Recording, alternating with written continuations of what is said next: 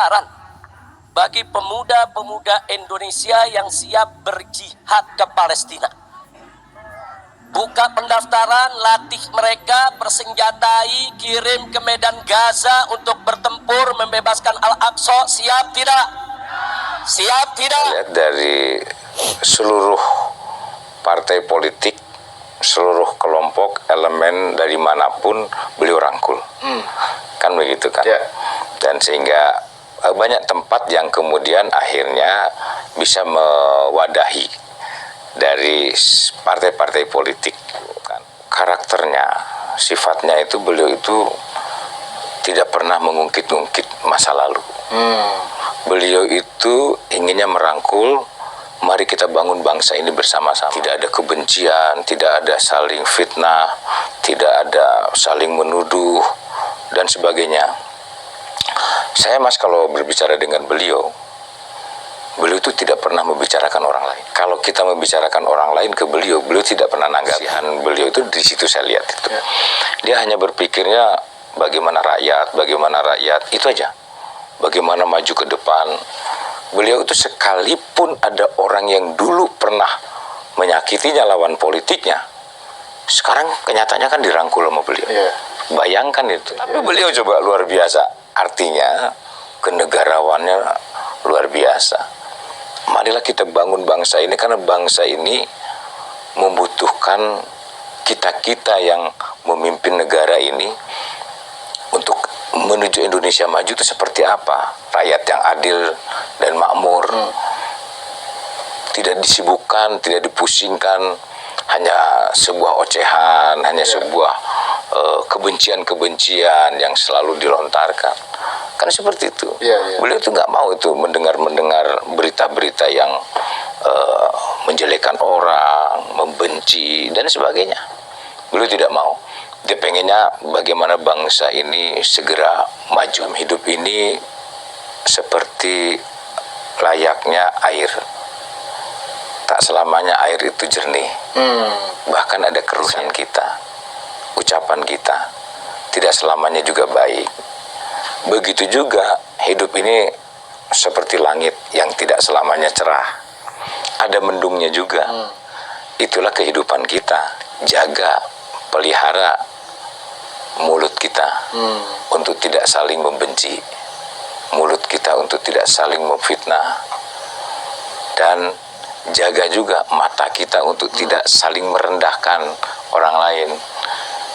Dan pelihara tangan kita untuk saling membantu, bersedekah, menolong orang, dan pelihara hati kita untuk tidak menyakiti sesama. Prinsipnya itu ada tuh di Pak Prabowo itu, karena kebersihan hatinya aja, nggak ada yang dipikir. Beliau sudah cukup. Secara materi beliau sudah cukup. Dia hanya ingin membangun bangsa ini dengan baik. Beliau itu orangnya nggak tegaan, Mas. Lihat orang menderita itu. Jangankan ke rakyat, ke binatang aja beliau sayang. Jalan sama Pak Prabowo. Kemudian ada staf yang kemudian nginjek ada kayak rumah semut itu. Keinjek. Oh, beliau marah itu, pasti negur itu. Nah, seperti itu beliau itu. Jadi ininya luar biasa lah kalau menurut saya. Masalah yang tadi waktu kita dikumpulkan di Magelang oleh beliau. Pesan beliau itu satu, beliau akan memberantas masalah korupsi. Yang kedua, pesan kepada kita-kita ini, jangan sedikit pun ada kebencian kepada orang lain, tuduhan-tuduhan kepada orang lain. Sudahlah, mari kita bangun bangsa ini. Nah, kaitannya dengan masalah Palestina ini ya, mendengarnya itu kan begini, bahwa jangankan rakyat yang diberangkatkan ke Palestina, tentara saja yang diberangkatkan ke Palestina itu tidak semudah itu. Sekian batalion ke Palestina tidak bisa, harus lapor kepada presiden. Presiden sebagai panglima tertinggi, beliau yang berwenang, dan presiden pun harus atas restu daripada DPR. Termasuk kita mau diberlakukan darurat militer misalnya sebagainya, presiden harus ada restu dari DPR, tidak serta-merta begitu saja. Nah, apalagi rakyat, beliau sangat konsentrasi masalah Palestina. Tapi satu sisi juga ini juga harus kita lapor kepada PBB. Tidak semudah itu militer, kan begitu.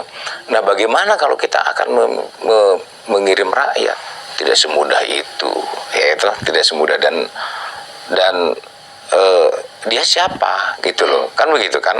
Palestina pun diundang ke sini, kemudian diberikan fasilitas-fasilitas pendidikan dan sebagainya. Beliau sangat concern sekali, tidak hanya berupa fisik, tetapi bahasa diplomatik pun di luar sana beliau sangat perhatian masalah sekarang ini sedang berkembang. Saya pikir tidak terlalu mengkhawatirkan ya masalah ideologi, walaupun saat ini sudah mulai muncul informasi-informasi, namun tidak terlalu mengkhawatirkan. Dan yang banyak upaya-upaya yang sekarang dikejar oleh Bapak Presiden itu adalah masalah ekonomi, sedang gencar-gencarnya digalakan. Nah, itulah salah satunya juga beliau mengantisipasi kalau misalnya terjadi perang dunia, misalnya kemandirian itu betul-betul kita jaga sehingga kita tidak tergantung kepada orang lain. Seperti memang menurut saya itu kan hanya 1-2 orang saja yang menyampaikan seperti itu, kan begitu kan. Cuma kan nyaring bunyinya kan. Nah, ketemu dengan beliau juga di perjuangan Wali Songo Indonesia itu di PBI. Ya, jadi ya, beliau hanya ingin meluruskan sehingga inginnya bahwa umat Islam tidak mengkultuskan kepada salah satu kaum.